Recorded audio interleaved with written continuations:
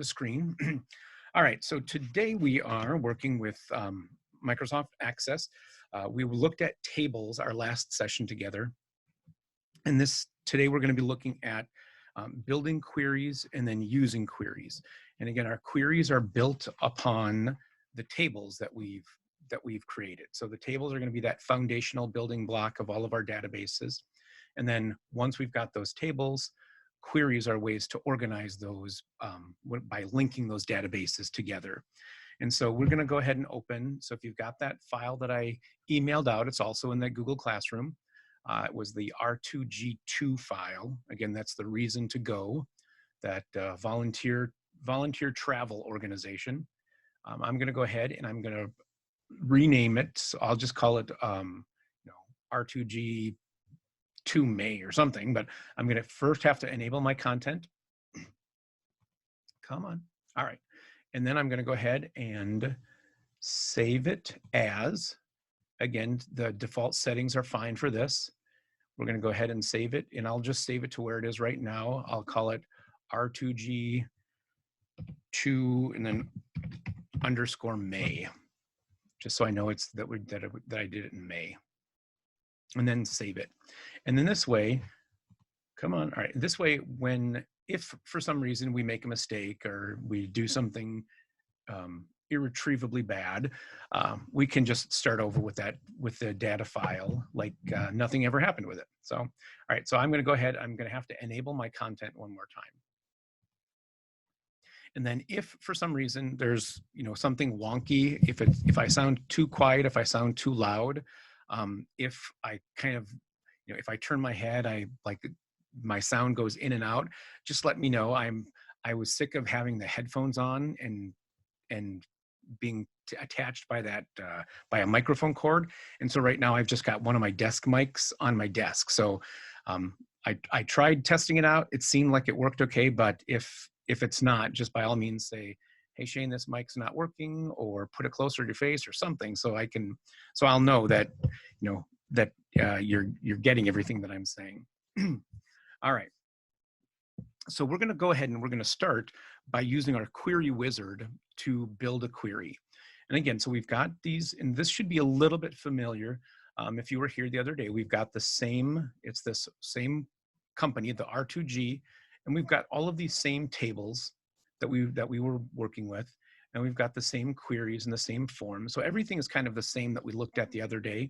So we don't really need to open it all up and look at it to kind of get familiarized with it, because we did take a look at it the other day. So I'm going to go ahead and I'm going to start to build, jump right on in by building a query. And to do that, we have to create one. So again, with all of the objects that we create, we're going to go to that Create tab. So I'm just going to start by going to my Create tab on my ribbon, and then I'm going to use the Query Wizard. And again, so we've got our tables. So here's our table option. Here's our query options, our form options, and then our reports and macros. And in these 4 sessions, we will not get into macros at all. We'll get to building a report and then formatting it somewhat, but we will definitely not get into macros. Macros are programs that we can create to have them run and kind of do repetitive actions. We're not going to get that advanced right now. So we're going to go ahead and we're going to go to this query, and we're going to use our query wizard. So we're going to select that query wizard. And now it's going to bring us, and the nice thing about the query wizard, and the same thing with our report, with all the form wizard and stuff, with all these wizards, they bring up really easy ways for us to kind of go step by step to create whatever object we're building. And so this time we're using a query, and so it wants us to know how we want to build it. So we're going to go ahead and we're going to say we want the simple query. So we're going to say okay to that. And then now it's going to ask us how we want to build this. So what tables do we want to use to build our query? And so you can see if we click on this where this tables and queries options is, if we click on that little drop down, everything that we have to build upon, we can see here. And so when we're building a query, we can use any tables that we have, And we can use existing queries to build new queries. We can't use forms and we can't use reports to build a query, but anything, any table or any query that we've already got in our object list, we can use those. So we're gonna go ahead and we're gonna build this. This is gonna be our customer query. So we're gonna go ahead and we're gonna start with our, in this case, we're gonna start with our trips table because we're gonna kind of organize this by customer in a little bit. So let's go ahead and click on that drop down and we're gonna select the table trips. And so once we've got that trips table open or accessible, so now you can see we've got all of the fields from that trips table in here. If I were to select my sales table, you could see I've got the fields that are in my sales table. My customers table is going to have all those customer fields available to me. But in this instance, we want to go to our trips table. And for this, we want to bring over our trips name, category, and price fields in that order, because when we build the query, we want to build it from left to right, how we want everything to be displayed. And again, so we're going to start with our trip name. So I'm just going to come over here, find trip name. It's the second one down. I can click on it and then hit this little arrow to move it over to our selected fields. So that's one way to bring it over. The next one we're going to do is city. And so I'm going to come over here, and this time I'm going to double click on city. So click, click, and then that will bring the city field over there as well. And then we want to do the other two we want are our category and price. So I'm just going to come down here and then click, click to bring over category and then price. And again, so now we've started this by building this with these 4 fields from the trips table. But now we want to also add elements from our customers table. So we're going to come over here and now we're going to select our customer table. And from our customer table, all we want is our first name and last name fields in that order again. So I'm just going to click first name and then click, click to get the last name over as well. And again, you can either click it, single click it and use the arrow to get it over, or you can double click it. Now, if we were taking multiple fields, like let's say we wanted to take every field from this table over into our selected fields, all we would have to do is click that double arrow, and that's going to take everything from one side and shift it over to the other side. We're going to do that in a little bit with one of these queries that we're going to build, but for this one, we're just going to want to focus on these specific criteria. So we've got our fields selected to build this query. We're going to go ahead and say next. And then now it asks us how we want to display the information. So would you like a detailed view or a summary view when you do this? We're going to say we want a detailed view, so we're going to go ahead and say next. And then it says, what would you like to title this query? And we're going to call this one trip customer list. And again, if you look over here on our existing queries, our existing forms, our existing reports, all of these objects that we have, we've used that consistent naming convention where we've got every word is, we've kind of done it in title case where every word is capitalized, but we've kind of mashed everything together so there's no spaces or underscores or anything within this. And so that's how we're going to continue to name this. So instead of trips query, I'm just going to come up here, click and drag across, or you can come up here and hit your backspace or delete or however you want to do it. But we're going to change this to trip customer list.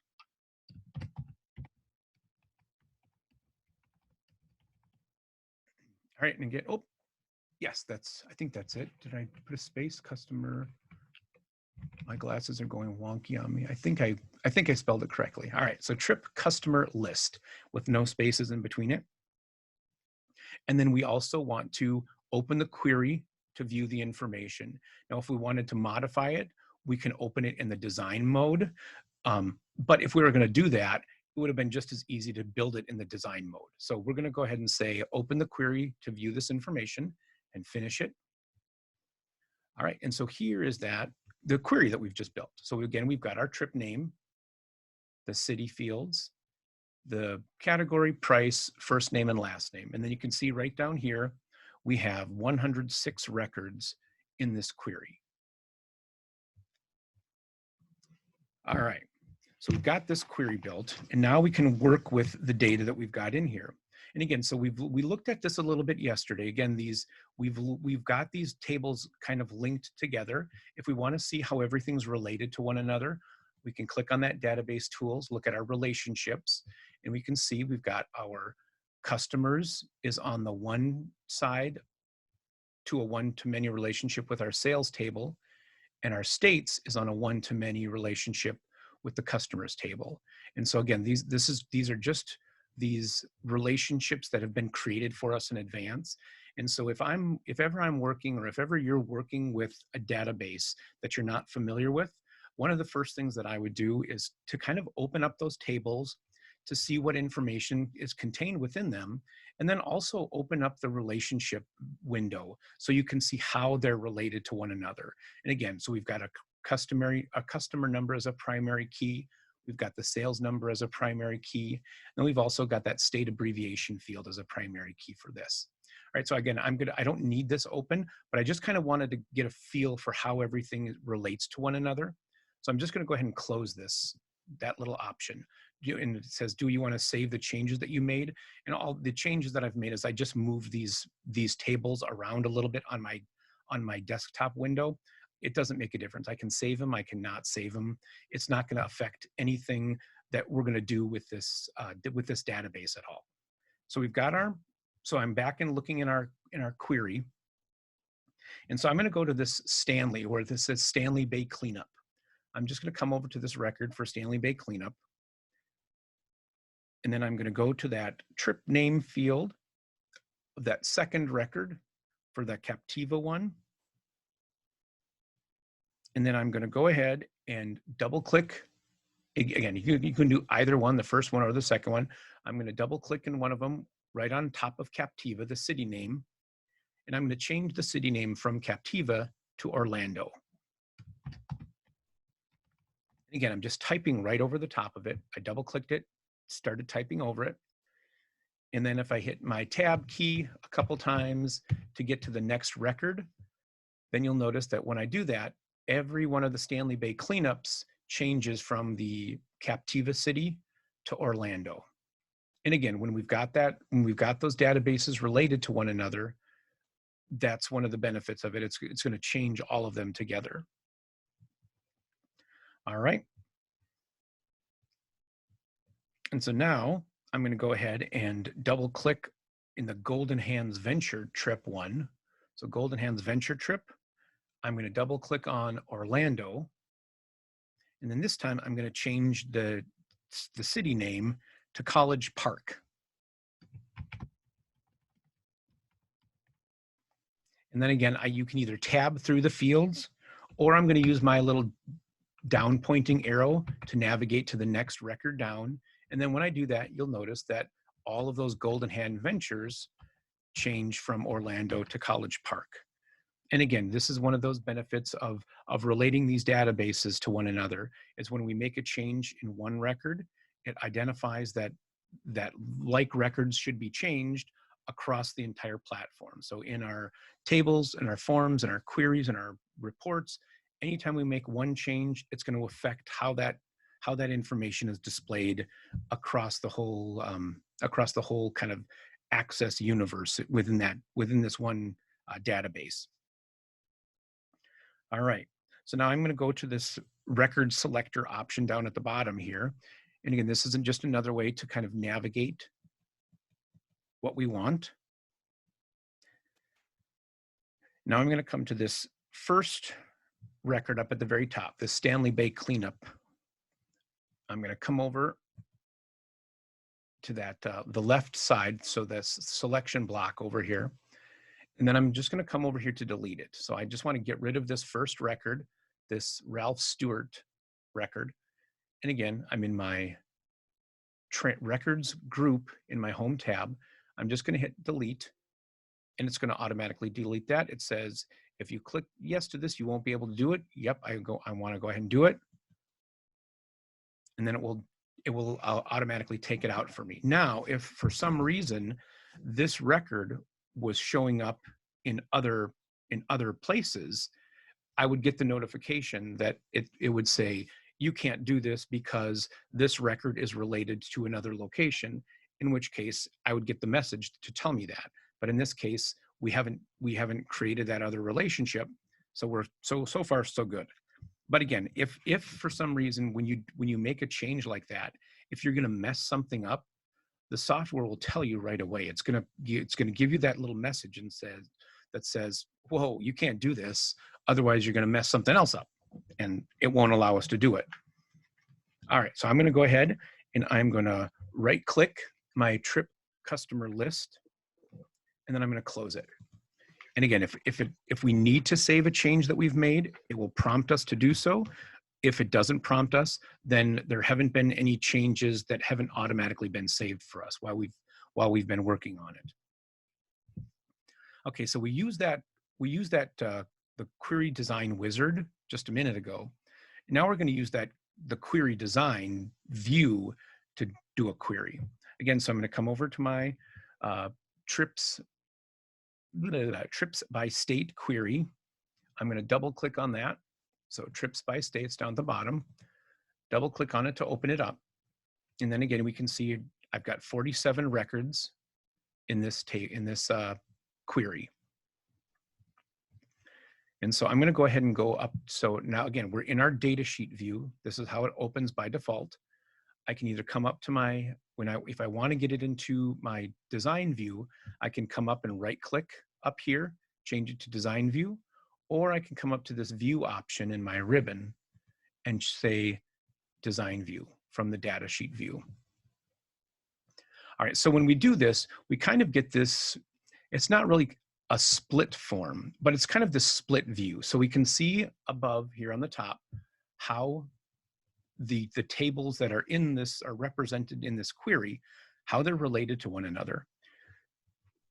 And then on the bottom, we also get this kind of table looking thing that shows us how we've got this organized. So if we take a look at this, we can see that we have our state name field, and this is from our state table.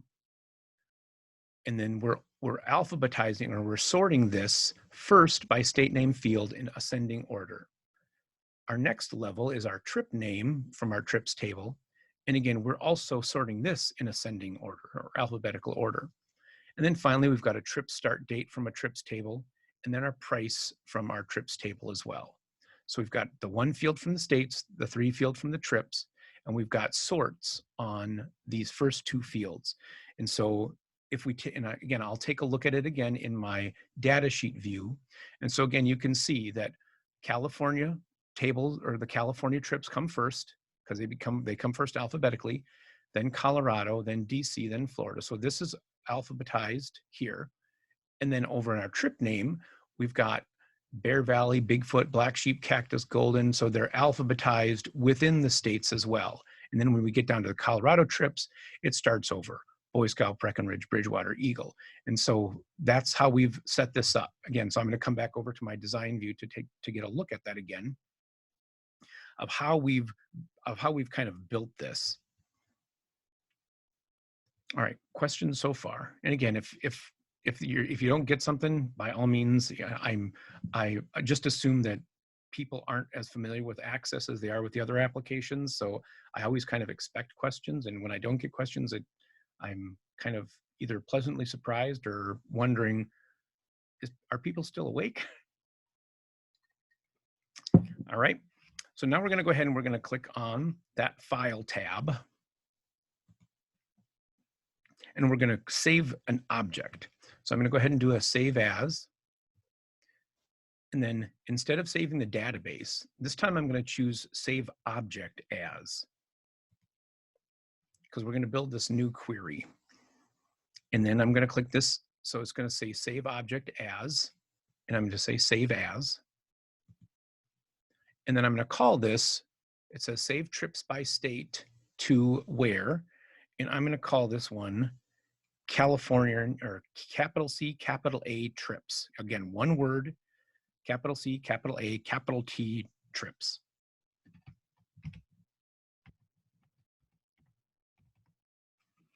All right, so capital TA or capital CA trips, and then we're going to replace that one, and we're going to save it as a query. We're going to say okay. All right, so now you can see we've got this, we've got our trips by state query.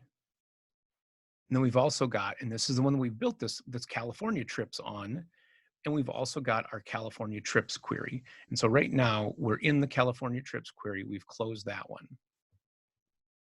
And so again, so now you can see we've used this query to build a new query called California trips. So kind of the assumption is that now with this new query, we want to filter out everything except the trips that originate in California. So we can go ahead and we're going to select this criteria where it says sort ascending, show criteria. So right down here in criteria, I'm going to go ahead and I'm going to type California.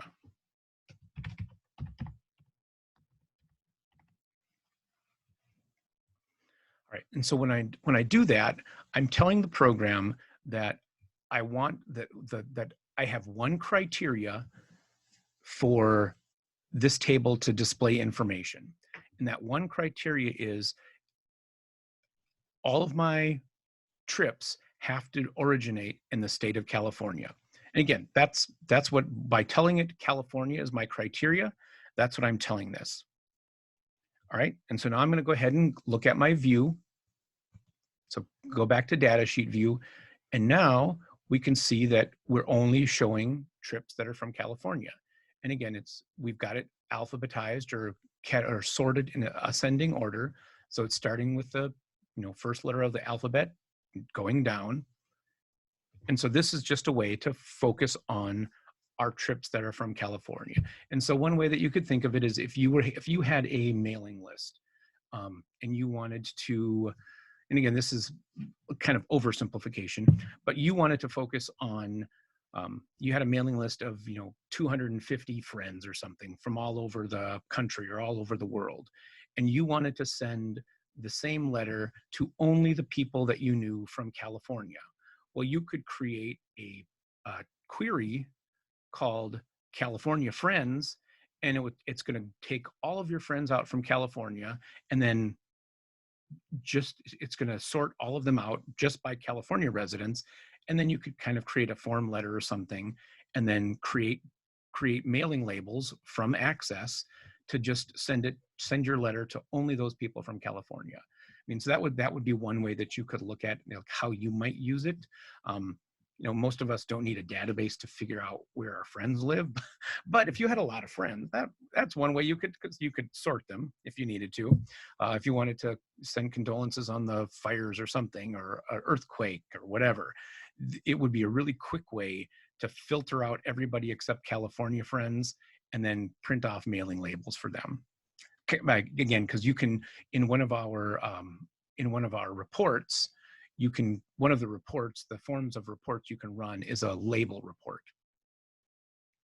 All right, so we've got that criteria set as California, and we can go ahead, and I'm going to go ahead and do a file close.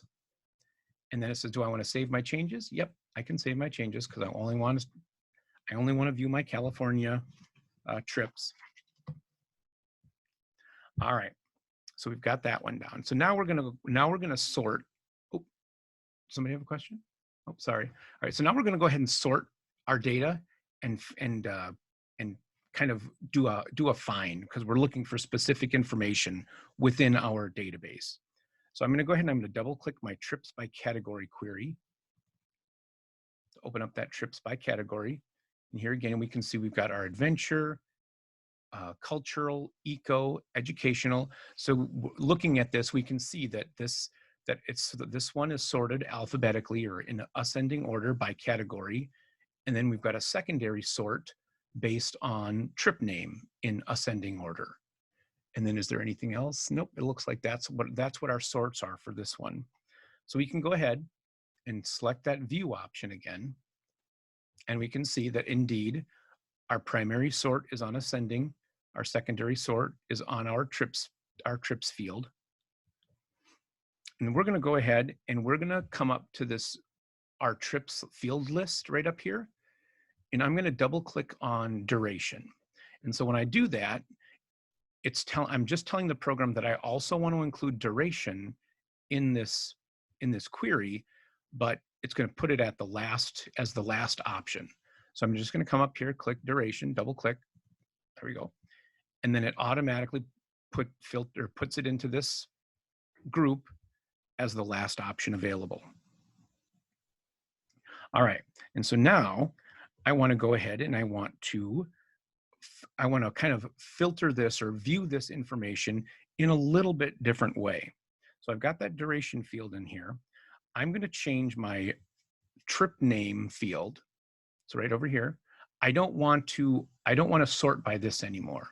So I'm going to go ahead and say, I'm going to click over here where it says ascending. I'm going to get that little more arrow or that drop down menu, and I'm going to say not sorted.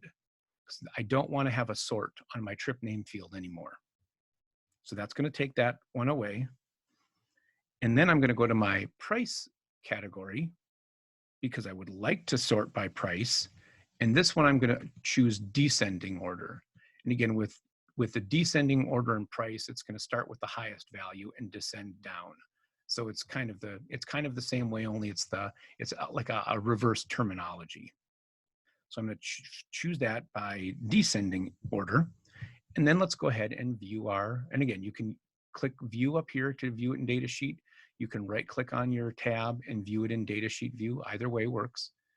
And this time you can see again, we've got our adventures, cultural, eco. So it's in the same order over here, but we no longer have it sorted this way. Black, Gulf, Tropical, Paradise, High, Bigfoot. So this is no longer our sort field, but you can see right over here, we're sorting from highest value to the lowest value within that category. And again, it's just a different way to kind of sort your data out. All right, so now I'm going to go ahead and click on my trip name field. So anywhere over there, and I'm going to click right up here in my find group. So I'm going to select anywhere in this trip name field. Doesn't make a difference where I am, because when I do this find replace option, it's going to look anywhere in this field. So I'm just going to click in there. I'm going to say replace, and then it's going to ask me what I want to do. So I've got this find option where I can just search for a specific word or a specific phrase, or I can choose the replace option, and it will ask me what do I want to find and how would I like to replace it. So in this case, I'm going to tell the program I want to find everything called tour. So I'm going to type capital T tour. So I want to find everything that's a tour. And then it wants to know how I want to replace it. And I'm going to replace it with trip. All right, and so then it just wants to verify how I want to do this. I want to say, look in current field, which is good. And then it says match any part of field. And again, so I just want to tell it how I want to match, because if I say whole field, it's only going to look at the whole field being trip. So unless something is only saying trip in it, that's when it will replace. Or if it says the start of field, it would have to say like trip to Black Sheep Hikes, or trip to Bikers for Ecology, or trip to something. So it's looking at the start of the field to find trips. But if I say any part of the field, then it's looking anywhere in the field that says trips. It's going to replace it with that tour. All right. And then I also want to make sure I match case, because I want to make, oops, Becky, did you have a question? Yeah, where did you go right before you were doing this all in find and replace? Oh, I can close this for a second. So I clicked in the trip name area, and then in my home tab, okay. And then my home tab find group, I clicked replace. Okay. It's right by that magnifying glass looking thing. Yep. Okay. Okay. Thank you. Okay. Yep. And if you click, I mean, if you click on, if you want to replace something, you can also click right on that magnifying glass. It's going to bring up your find menu, but you can just click over on that replace one as well. I mean, so if you know you want to If you know you want to replace something, but you can't find replace, you can always click on find, because find and replace are always together. And again, so I'm going to click, I want to know what I want to find. I think it was tour, and I'm replacing it with trip, right? Or was it the other way around? It was find tour and replace with trip. All right, and then I did, again, I looked in current field. I wanted to do any part of field, and I also want to match case, because I want to match, I only want to match it if like the capital T trip with for capital T tour, or lowercase t trip for lowercase t tour. All right, so once I've got my criteria selected, I can go ahead and choose replace all, because I know I want to replace all of them. So I'm gonna go ahead and say replace all. And then it says, whoa, wait, you won't be able to undo this. Are you sure you want to? Yes, that's what I want to do. And then now, so we don't see what happened, but since I know that I took out all the words tour and replaced them with replace, I can come over here and look in find and say, it's still looking for tour. I can say find the next instance of the word tour. And if I click on it, it says access is finished searching, nothing was found. I'm like, okay, so it must have taken it out. If I want to look to make sure that all of my trips are appearing, I'm just going to go here and type trip. And then if I find next, there I can see American Heritage trip, find next. I've got the Golden State trips, plural, but it, again, it only replaced the tour part of tours. And if I find next, okay, so there I made 2 changes to this, and that was it. Cool.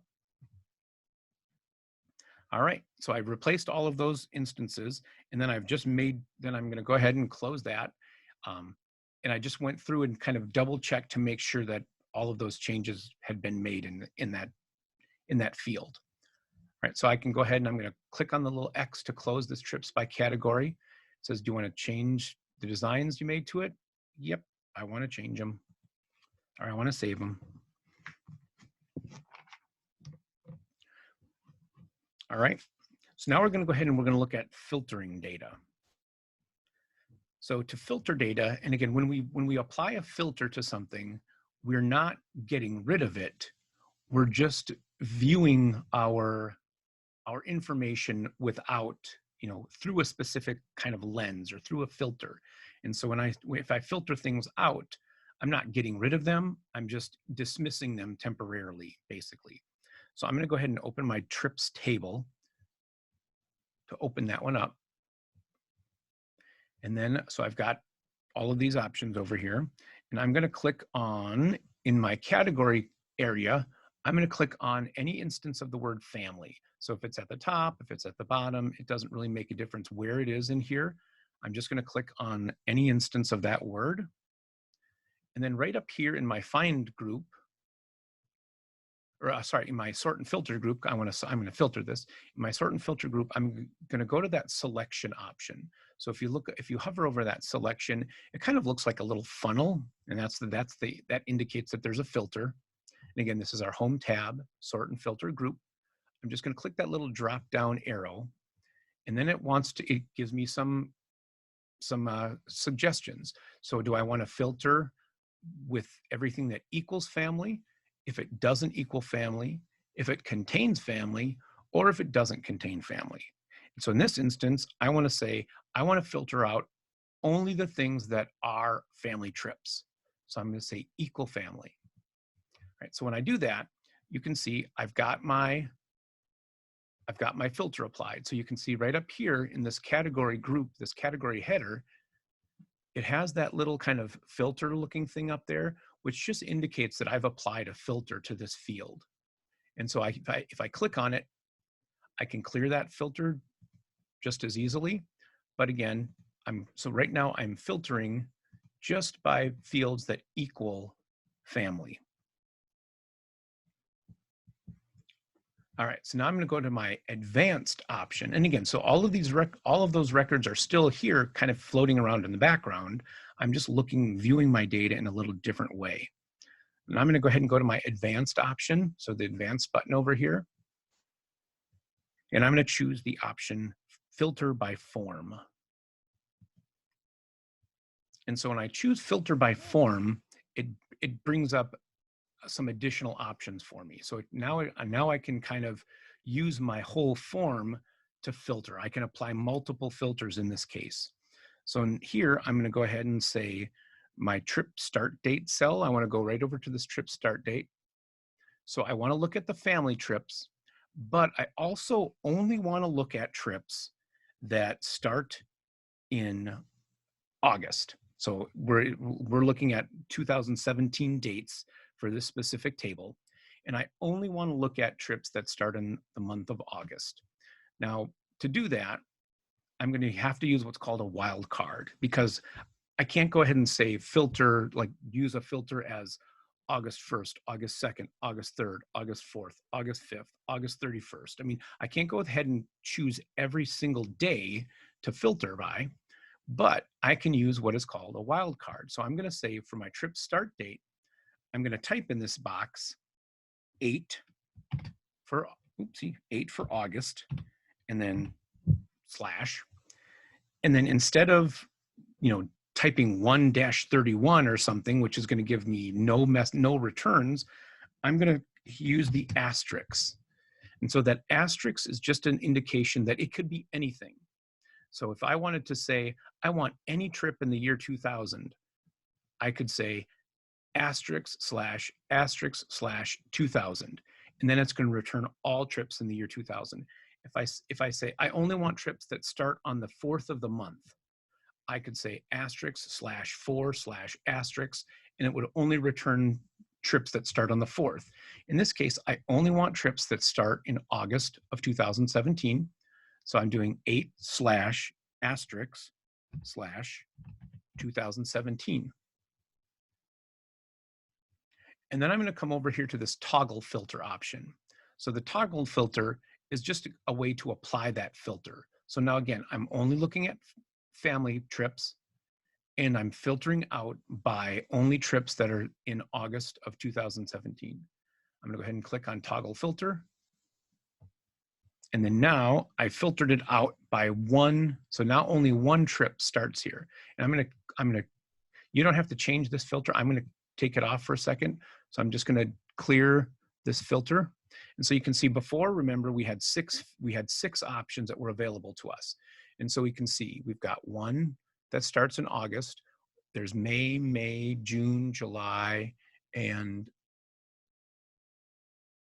is that August also, the August 12th? Why did that one not show up? I think there was only one of them here. It looks like it's August 2017. Let me reapply that filter. So I'm gonna go ahead and whoopsie. Go to my advanced filter by form. And then again, trip start date. 8, wild card, 2017. And then toggle. Huh. And it only has one. Oh, that's all right, because it's my, well, no, because it was my family trip. But how else did I have that sorted? That's kind of bugging me. Yeah, I don't know why it filtered out only that one, because it looked like there was one other one in there. But that's all it's supposed to filter out is one. Huh. All right. And again, all right, so I'm sorry, this is kind of bugging me.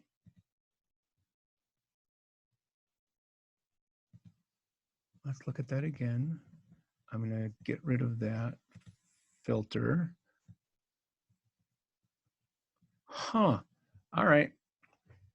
That's goofy. All right, I'll have to figure that out. But we're only supposed to get a return of 1. And every time I've done this project, I've got only 1 return, but I've never noticed that other one looked like it had an 8/12/2017 start date. So, all right, I'll have to examine that a little bit more. All right, questions with that so far, other than why didn't that other record show? Because I don't know just yet. Nothing? Okay. All right, so now we're going to go ahead and we're going to apply some criteria to our sorts. And so when we're applying criteria, the most common criteria that we apply are going to be and criteria and or criteria. And with the and criteria, it has to meet two conditions. So if we say, I only want to look at trips in California and that are 14 days long or greater, I have to apply both of those criteria. If I want, otherwise I could say, I want to look at trips that start in California or trips that are 14 days or longer. I could get a return of trips in California that are 3 days, trips in California that are 12 days, trips in California that are 14 days, and I could also get any trip that's 14 days or longer that starts in Colorado, DC, Georgia, you name it. And so when we're applying an and criteria, whatever a criteria we apply, it has to meet all of those specific criteria. All right, sorry about that. Try to hide that, hide that phone. All right, so we're gonna go ahead and we are going to look at our, go to our query design. So I'm gonna go ahead and close this trips one. I can save my changes to this. All right, so I'm gonna go to my create tab and I'm gonna do a query design. So create query design. And then from here, I'm going to click on my trips. So I'm going to double click trips because this is one table I want to use. And then I also, nope, that's it. I just want to use my trips table for this one. I'm going to expand this a little bit so I can see all of the fields that are available to me. All right. And then I am going to kind of filter out the different fields that I want to include in this query. So I'm only using my trips table and I want to include the trip name. So double click on it. I want to include the duration, the state abbreviation. Come on, click, click, right? And then the category. All right, so I've got those 4 criteria selected. So I want a trip name, duration, state abbrev, and then the category as well. And so I'm going to go ahead and click on this first criteria for a state state abbreviation. And I'm going to go ahead and type CO. So state abbrev, the top criteria, I'm going to type CO because it's an abbreviation for Colorado.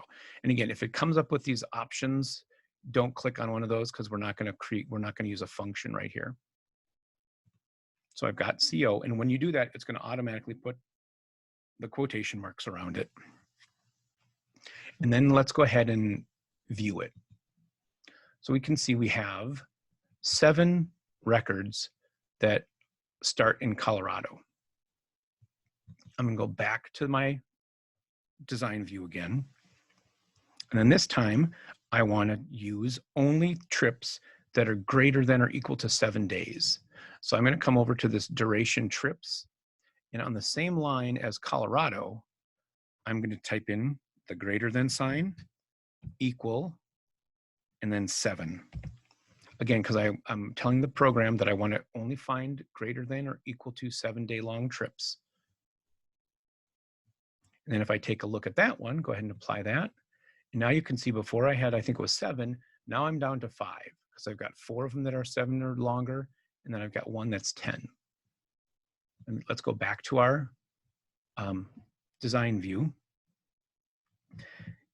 And then let's filter by category, and we only want to look at trips that are eco trips. I'm just going to type eco. All right, so when we filtered by, I think before we had 47 total trips. When we filtered by only Colorado trips, we went down to 7. When we applied the and criteria for greater than or equal to 7 days, we eliminated 2 more, which brought us down to 5. And now we've applied another criteria. So again, with our selection right here, we are choosing only trips that are 7 days or longer and start in Colorado, and that are the ecology trips. So let's go ahead and look at our view. And now we can see we've only got 2 of them left. So the Breckenridge reconstruction and the Eagle Hiking Club. All right, so now with this, we've got all of these criteria applied. I'm going to go ahead and save this criteria. So I'm going to click at where it says query 1. I'm going to say save. It says, what do I want to call this one? And I'm going to call it Eco Co, like Colorado 7. So Eco CO 7. Again, just shorthand for Ecology Colorado 7. I'm going to say OK. And then it adds that trip right over, or that query right over to our queries list. And then we can go ahead and we can close that query. All right, so far so good. All right, cool. Okay, so now we're gonna apply an OR criteria as well. So I'm gonna right click on that Eco Co 7 one that we just built. So right click on it. And then I'm gonna copy it. So I'm gonna click on copy. And then it's not coming up in my clipboard or anything at the moment. I'm just gonna come over here and right click and any blank spot on this navigation pane over here. And then I'm gonna click paste. And now it wants to know what I want to paste. So right now it's giving me the generic name, copy of EcoCo 7. And I want to change this to Eco Adventure CO7. So I'm just going to click up here in the list. I'm going to go ahead and get rid of that copy of, and then Eco, and then after the word Eco, I'm going to type Adventure as well. So Eco Adventure CO7. And so now I'm going to filter this by only trips that are eco or adventure that are starting in Colorado and 7 days or more. All right. So I'm going to go ahead and say okay. And then I'm going to open that one up. So I'll open up that one. So again, right now we only see those 2 records, but again, we've got criteria applied to it. So let's go ahead and change this to our query or our design view. And so now we can see all of these that are available to us. And so now since I want to add this other criteria, I want to add that it can be an adventure trip as well. So I'm just going to come down here below in the category underneath eco and type adventure. And then again, make sure you spell it correctly or it won't return anything. And I can't tell if that's spelled correctly or not. Now it looks like it's spelled correctly. All right, I'm hoping. Okay, so now I've got eco and I've got adventure. So now let's go ahead and take a look at our filter and we can see, okay, but wait a minute. We've got Missouri trips, we've got Florida trips, we've got California trips. That's not what we wanted. We wanted ecology and adventure trips in Colorado. So if we come back and we take a look at how we built this, how we designed these criteria, we're telling the program right here that our first criteria is that it has to be greater than or equal to 7 days and originate in Colorado and be an ecology trip. And we also have an OR criteria. And this one, we want it to be the same thing, only we want it to be eco, but we just chose adventure. So instead of having only eco adventure trips in Colorado that are 7 days or more, now we're choosing eco trips in Colorado that are 7 days or more, or if it's an adventure trip. And so in order to apply that criteria, we have to also apply those other criteria as well.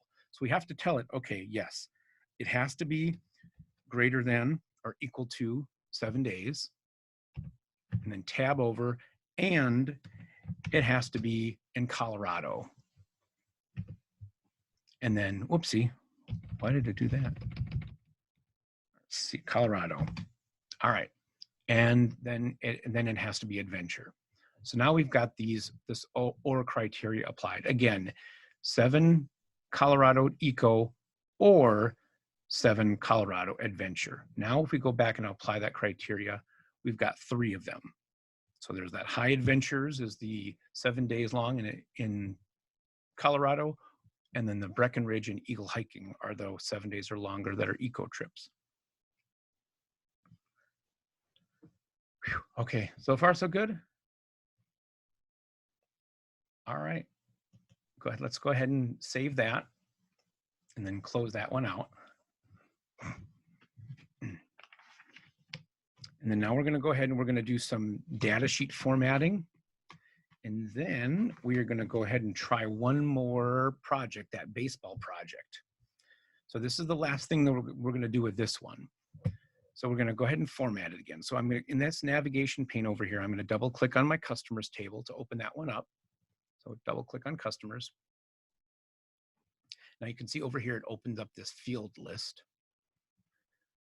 And it opens it up in our data sheet view for us. So I'm going to click on my file tab, and I'm going to go to my print options, and then click on print, and then click on print preview. So this is going to show me how this thing is going to print. So I can see I've got one page here, and then I've got a second page that has a bunch of rollover stuff. Then I've got a third page that continues that one sheet, and then there's a fourth page as well. So you can see I've got 4 pages that this would print if I were not to make any changes on this at all. So I can go ahead and say, all right, well, I don't want to necessarily print all of this other stuff on this half of a page over here. So I'm going to come back to page 1. And again, you can either click on the little double arrow, or you can just click the single arrow over a couple times. I'm going to, in my page layout options, I'm going to choose landscape because I want to change it to landscape view. So now all of that information is on one sheet. Click that. Yeah, all right. So all of the information is one sheet wide, and now it's just rolled onto an extra page. There's a little bit more room on this, but it's a lot cleaner than it was before. So I don't have all that information floating onto that next page. All right. I'm also going to come up and look at my font as well. So I've got it in landscape, and I'm going to go ahead and change my font. So let's go ahead, and I'm going to close my print preview to get out of that print preview. And then right up here is our font group. Now you could click up here to select everything, but when you're working with Access, you don't really need to, because when you make a font change, it's typically going to go ahead and apply across that whole sheet that you're working in. So I'm going to go ahead and change that font to Arial Narrow. So it's right now it's Calibri 11. I'm going to go ahead and change this to Arial Narrow, and you can see it automatically applied that change to all of the text. And then I'm also going to change it to 12 point instead of 11. So I'm just going to come over here, click the drop down, choose 12 instead of 11. And then now we can go ahead and, if we need to manipulate these fields a little bit, we can do that. So I'm going to come over and bring this little, where'd it go? All right, here we go. The little two-way arrow thing between our field separators, and I can double click on this to kind of get to a best fit. So if I need to shrink these fields down a little bit, I can go ahead and do that. And again, all I'm doing is applying a best fit to these columns. So if I'm able to fit it into a little bit smaller space, I can do that. Or if I need to widen it out a little bit, if I decide, you know what, I'm going to view to see what this looks like again in my print preview. All right, so now it's taking up a little less space, but if I thought, you know what, I really want it to be from margin to margin, I can expand these columns just as easily as I can contract them. And so again, just how you want it to appear. All right, so I'm going to go ahead and I am going, so looked at it again, it looks fine to me. I'm going to go ahead and right click and close that. Do I want to save changes? I'm going to go ahead and say, yes, I do want to save those changes. All right, and so that project is finished. All right, any questions on it so far? None? I can't believe it. Awesome. Like you guys are going to be whizzes with this in a matter of days. All right, so let's go ahead and we're going to close this one out. So I'm just going to go ahead and close that database, that R2G one. And then I'm going to open, I also emailed you that second one, the baseball. So let's go ahead and open that one. So again, I've got it saved in my data file. So I'm just going to go File, Open, and then browse to where I've got it stored. To me, it's in my data files. And then it opened it up. So we've got four tables that are involved in this project. And so I'm going to go ahead and say enable content so I can do a file save as. So file, save as. And again, I'll just call it baseball 2 May or something in the same location. All right, so it's going to prompt me to enable my content again, but I also want to pop, and I don't know if you can see it on your monitor or if you've got it printed out or anything. I also want to show you that what this thing is going to look like when we are finished with it. Where do I have it? Right here, I think. Yes, so this is our visual. All right, so when we finish this project, this is kind of what we want. So we've got this, we've got a query, we're building this query called pitchers and catchers. And so we're going to be looking at team name. And so I can see I've got team name. I've got a total of what? 1, 2, 3, 4, 5, 6, 7, 8 records. And then I've got player first name, player last, and then position over here. Right, so this is kind of what we want to accomplish with this. We want to filter this out by pitchers and catchers. That's what our query is. And so how are we going to do that? And so we can go ahead and take a look at, there we go. I'm going to go take a look at these tables. I'm going to open them all up. Okay. All right, so I'm going to open up all the different tables. And so I can see I've got a teams table that has the team name, the sponsor, the city, the state. I've got my schedule, which is the field name that they're playing on, the home team and the visiting team.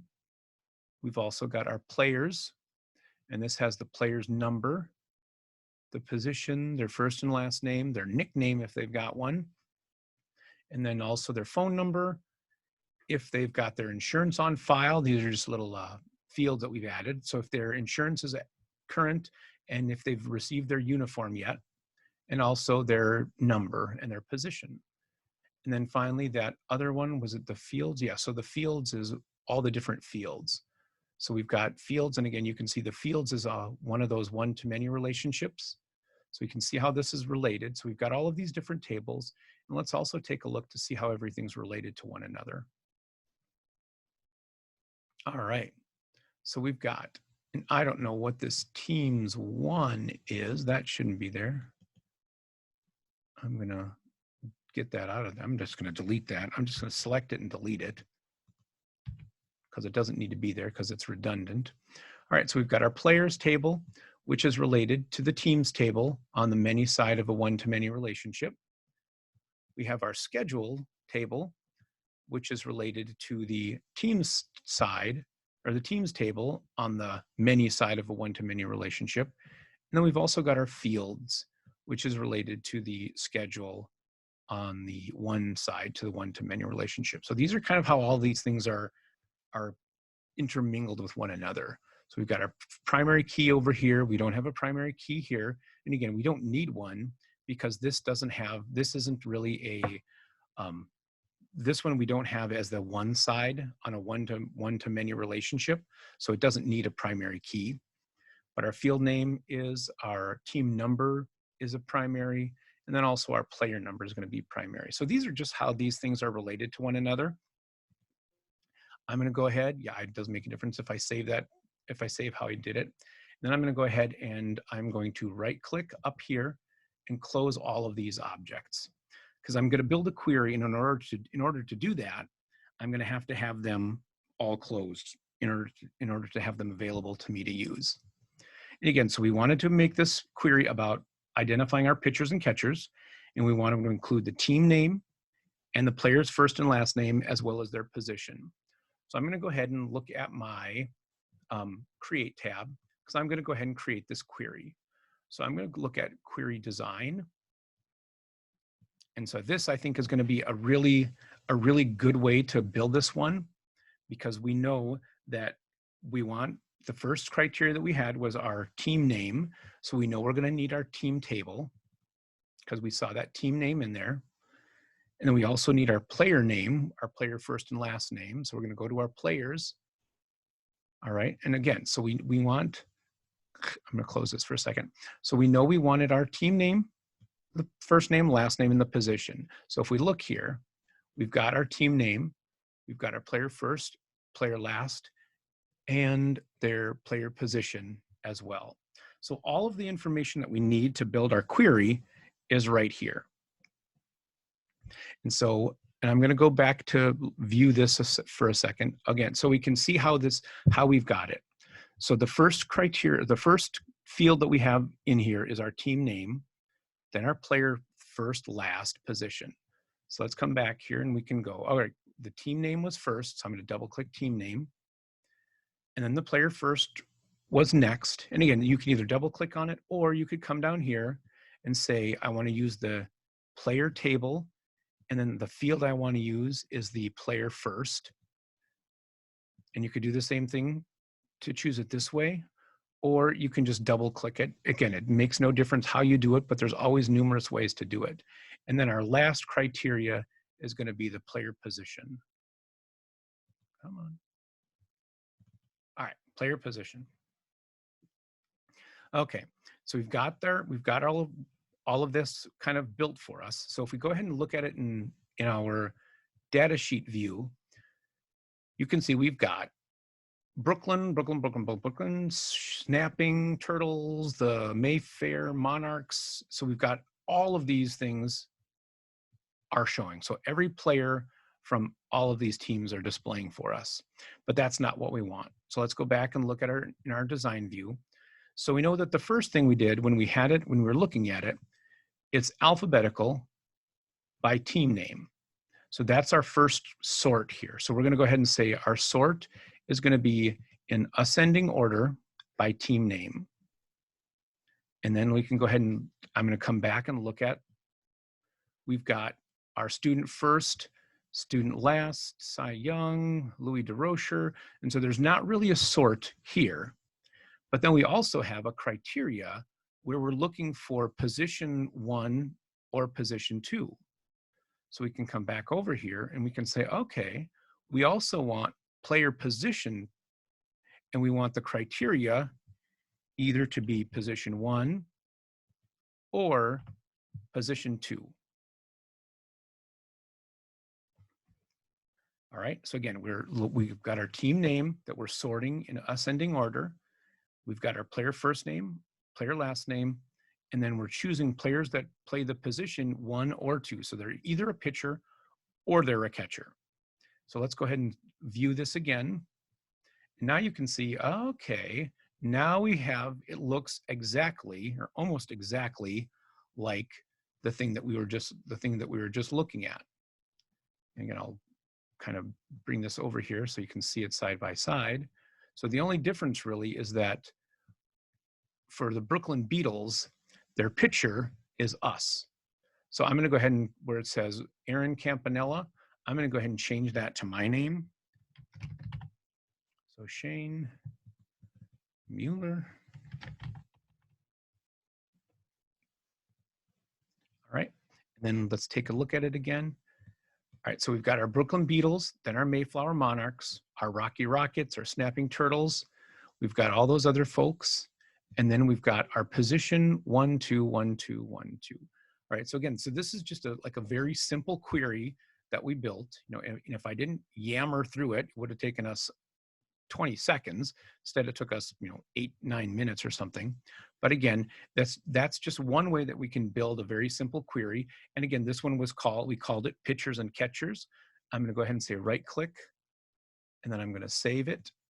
Again, the query name is pitchers and catchers.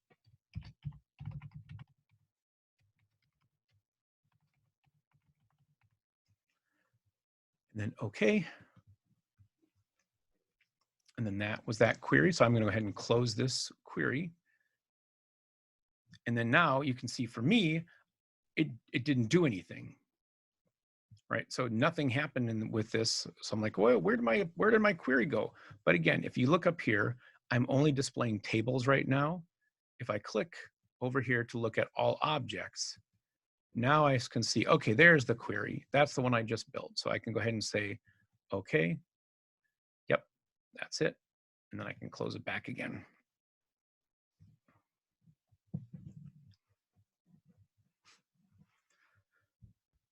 All right, so how you doing? Is it kind of making sense, or it's not making sense, or you can follow along, but you don't know what you're doing? And again, that's one of the hardest things is since we haven't built these tables for ourselves, it's a little bit more challenging to really connect them to one another, because there's no context for us really. It's just that, okay, the book or the instructor is telling us what to do, but I understand that I can do these actions that I'm being told to do. But if somebody sat me down in front of a database with only tables, would I be able to develop queries on my own, and would they make sense?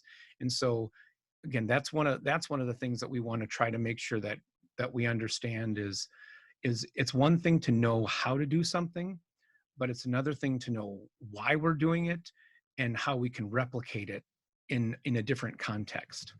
So Becky, did you have a question, or were you going to make a comment?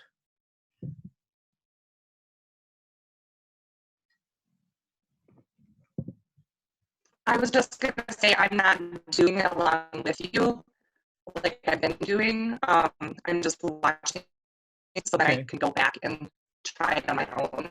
Okay. All right, fair enough. What about you? And I know Tracy can't do it because she's running a Mac. And what about you, Brenda? Are you able to like follow along? I know you've got a couple screens like I do. Yeah, I am. I'm kind of following along with you and watching. Okay. All right, but it's all right.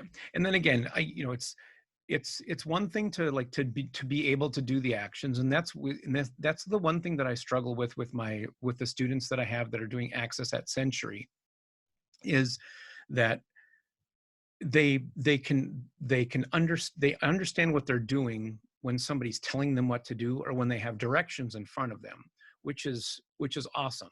I mean, to be able to work with a database is one thing, but to be able to construct a database from tables and then developing these queries and forms, and I mean, that stuff is kind of that next level. And hopefully that's where, maybe we won't get there in just 4 sessions, but hopefully we can kind of be at like a starting point where you know enough to kind of be able to be thinking about how you might use a database in your everyday life, in your real life, as it were. But again, it's one thing to know how to do something. It's a totally different thing to know why we're doing it, and then how to replicate it in a different context. And so that's what, that's my hope for you, is to try to kind of help you get to a point where you have a little better understanding of what we're doing with the database, as opposed to just doing data entry. Because data entry isn't going to help people advance in their careers. Understanding how to use these tools is what's going to help people advance. So, and that's what my goal is. I want to help you understand all of these applications, that you'll be able to use them in like a real world setting. So, all right. So, do you have if you have any other questions, I'm happy to answer them. If you're done with Access for the day, you're done listening to me yammer, that's totally fine too. If you're all just watching, me do this, I can do another project if you want to, if you're trying to get a better understanding of it, but it's totally up to you. I mean, there's a skills review project that I don't know if we might be able to kind of buzz through it in, there's 20 minutes before 4:30. So it's entirely up to you. If you're like head is hurting because access is totally different than everything else, I'm totally cool with that. But if you want to hang around and do another project, I'm cool with that too.